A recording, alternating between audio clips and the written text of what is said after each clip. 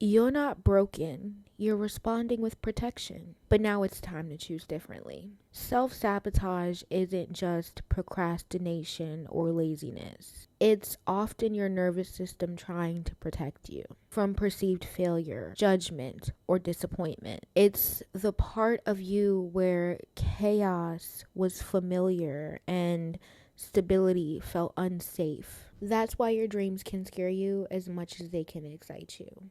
You say you want consistency, love, peace, and success, but somehow you keep finding yourself right back at square one. The truth? Self-sabotage is a coping mechanism. It's not you being crazy or undisciplined. It's a protective strategy that you've outgrown.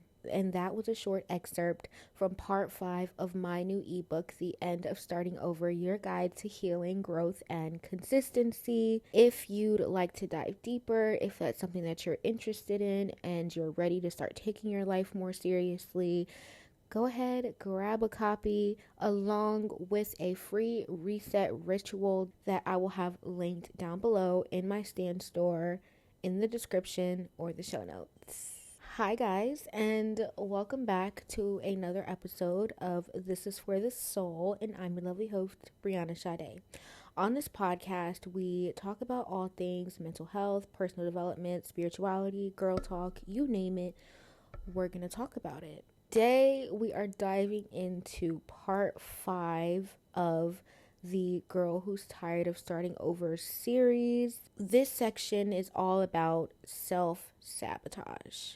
And let me tell you something, this section hits deep because self-sabotage is one of the biggest things that are standing between me and my own success. And I'm pretty sure you've probably heard the saying, you are your own worst enemy. And it's true. Sometimes we're the only ones standing in our own way. And life is about giving ourselves permission, not just to exist, but to be seen, heard, and acknowledged. But when our ego gets way too loud, it creates fear and doubt and a fog that clouds our intention. The fear of success. What if people want more from me? The fear of being seen. What if I'm not good enough? The fear of failure. What if I try and then I'll disappoint? And here's my favorite one, perfectionism. If I can't do it perfectly, then why bother? And lastly, unhealed trauma.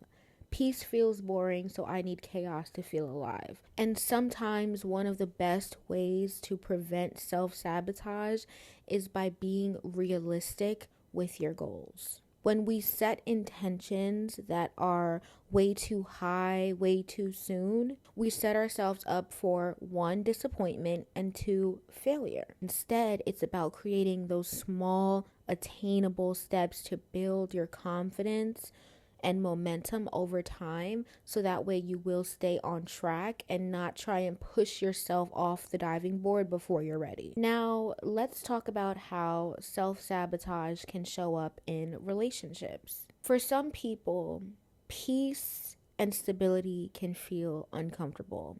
At a point in time, those people were me. If you grew up surrounded by chaos, drama, constant movement, and toxicity, a calm and healthy, comfortable environment, a calm and healthy, comfortable relationship might feel boring. And you might not realize that, but over time, you'll realize that. And that discomfort can lead you to do some things.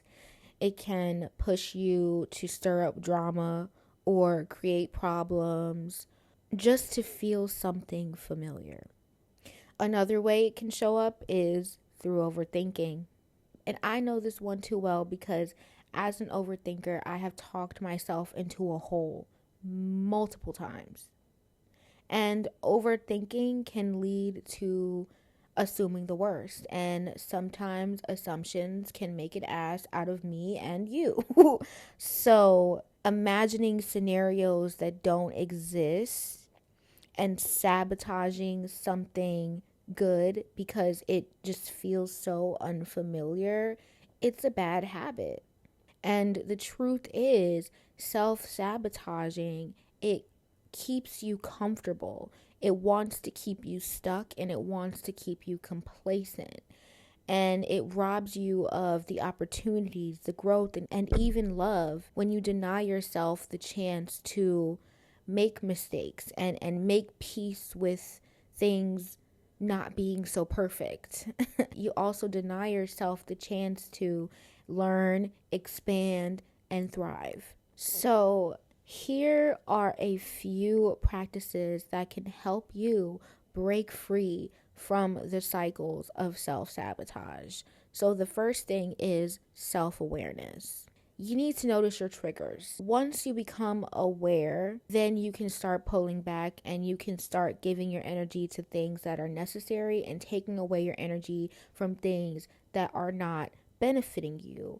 And when you notice yourself procrastinating or doubting yourself, you're able to kind of like switch off. You can change that. You can change that mindset because now you're aware of it. Now you know what to do when those thoughts begin to creep up. Number 2, reframe your mistakes. This is something that is very helpful because failure is something that a lot of people don't want to feel. And instead of fearing that feeling of failure, just see your mistakes as proof that you're moving forward. Just like when you show up sometimes and you're not operating at 100%, it might not feel like it's the best, but when you're moving forward, you learn from your mistakes to do better in the future, okay? You're pushing through. Number 3, nervous system regulation. So I know it can be hard, but sometimes getting away from technology, social media, screen time, practicing journaling, doing things that help with the inner work, breath work, grounding exercises can remind you that the body is safe and that you are okay to exist outside of chaos, because chaos does not mean comfortability. Okay, and a lot of us can get tripped up with that because that's what we're used to. What we see all the time is what we think is our norm. What's normal to you might not be normal to the next person, but chaos is not something that brings you comfort. Some people it might feel like that, but ultimately it's not. And the next thing is affirming your worthiness, reminding yourself daily that you are worthy of peace, love, success without having to earn it through struggle, okay?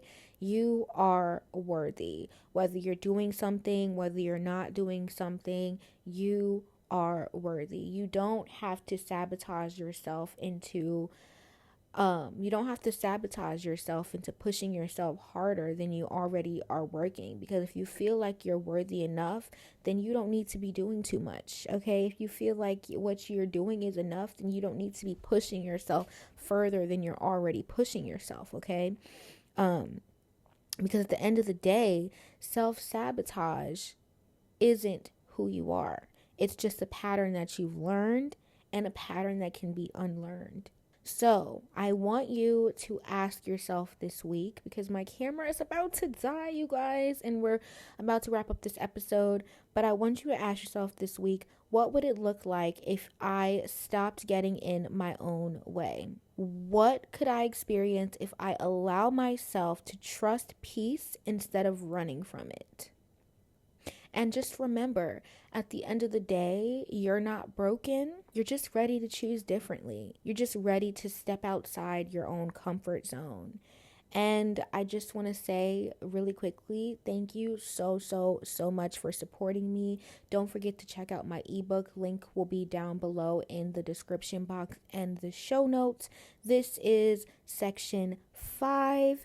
And the end of starting over. We're going to continue moving on, and I love you guys, and I thank you so much. Don't forget to like, comment, subscribe, share, because your support means a lot to me, and if it wasn't for you, I would not be here creating content for the soul. I love you guys, and until next episode, bye. Mwah.